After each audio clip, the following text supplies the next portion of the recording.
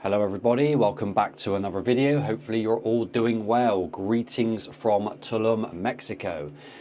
Today's video, guys, is a really important one. I want to address the topic of what happens to me when I take cocaine and explain my addiction to you in great detail, okay? Now, there are two reasons why I want to address this topic. Number one is I've had a lot of people ask me to explain the isolation thing, what happens when I go into isolation, and how it progressed for me to get into these isolation states when using. And number two, guys, is I had so many people ask me over the last couple of years since starting YouTube, you know, isn't being sober boring? Don't you ever fancy one last blowout? Is it really that bad that you can't do it again? Well, today, guys, I'm going to address that topic and explain to people just exactly what happens to me when I take it, because it really is brutal, okay? Now, by the end of this video, this will enhance your knowledge to be able to say, I would never ever give you a line or a drink, because I now know what happens to you when you take that stuff, and it is horrendous, okay? And also, guys, this will help to educate other people. Maybe you're on this isolation path, because I know it is super common that people isolate and take cocaine. Maybe you're using and isolating for a couple of days. Well, guys, it can progress and progress, and hopefully after watching this video you will know just how bad it can progress, and hopefully it will help you to think twice or maybe get some help on this. That being said, guys, let's begin. Okay, guys, so let's get into this topic. Now, what happens to me when I take that stuff, guys? As soon as I take one line of that stuff, my brain automatically goes into this addiction mode, no matter where I am, who I'm with, and even if I'm in a social environment. As soon as the effects of the line kick in, which is within minutes, of course, my brain is like, let's go. We now need to go somewhere where we will be left alone and we can continue to use, okay? i.e., guys, what my addictive part of my brain is actually saying, we now need to go and isolate somewhere where we will be left alone with no interruptions, where you can feed the hell out of me and we will not be disturbed, okay? That's what is happening.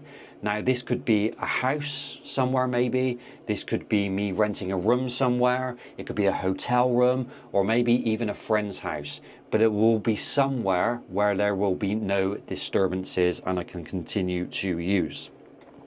Now, guys, once I've now entered that place, I've locked the door, nobody knows where I am and nobody's coming to get me, I have basically just walked into hell.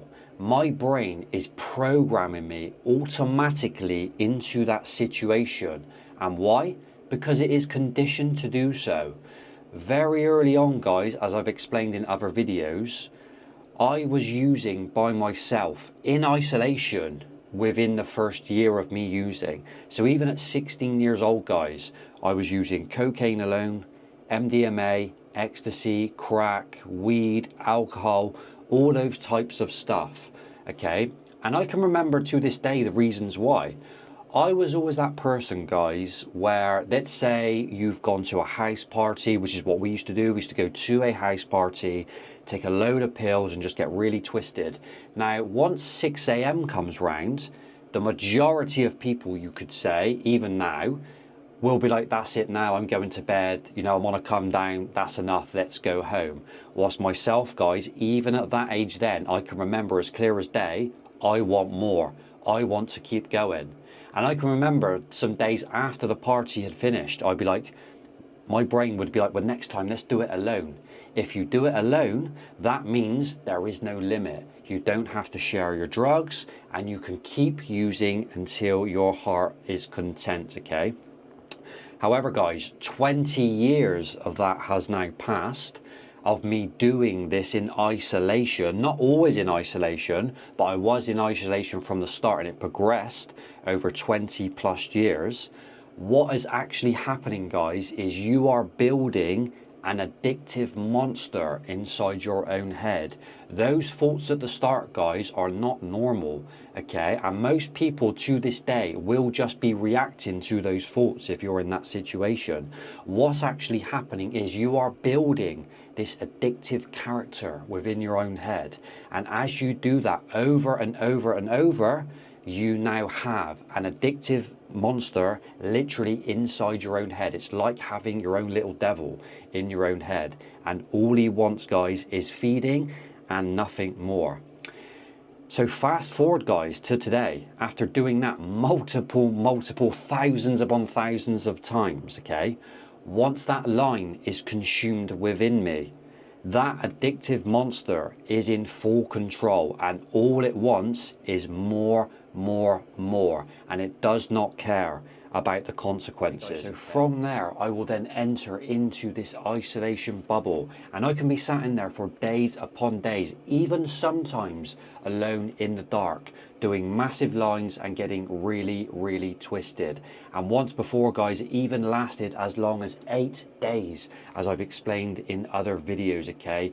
It is pure hell. And not only that, guys, I am also spending thousands upon thousands of pounds in the process to put myself into this horrific state, okay?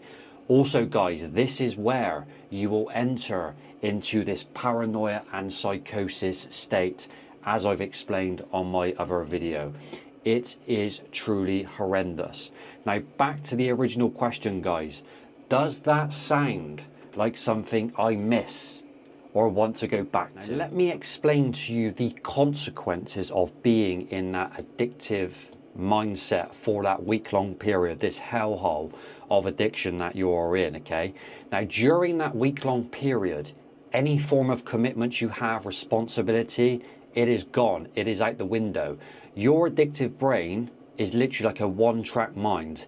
It will then want you to say and do whatever is necessary just to keep the pathway clear so you can continue to use, okay? Any thoughts of normality, guys, they're all out the window. All it is more, and we are not stopping until we are content. So that could be jobs. You will not be turning up for any job you have. It could be any form of commitment you have or responsibility during that period. Obviously, the gym's out the window. You will neglect eating food and everything else, guys. As I've explained before, guys, real hard addiction will strip you of everything. Imagine you're in the center of the screen like that, and you've got all these things around you. You have commitment, you have responsibility, you have money, you have friendships, you have family. Once you are in this addictive state, guys, all of that is stripped from you, and it will leave you a broken shell when it is ready to do so, okay? So when people say to me, guys, do you miss taking that stuff? Rather than thinking you're missing something, guys, we need to flip our mindset, because the addictive part of your brain, guys, will always try to convince you that you're missing something. And that is probably why so many people go round in circles. They're on this yo-yo. They keep reverting back to it like they're missing something, okay? But you need to flip your mindset, guys. Do you miss sitting in isolation for many days? Do you miss spending thousands of pounds for the privilege? Do you miss messing your health up and not sleeping? Do you miss letting your friends and family down? Do you miss messing your job up?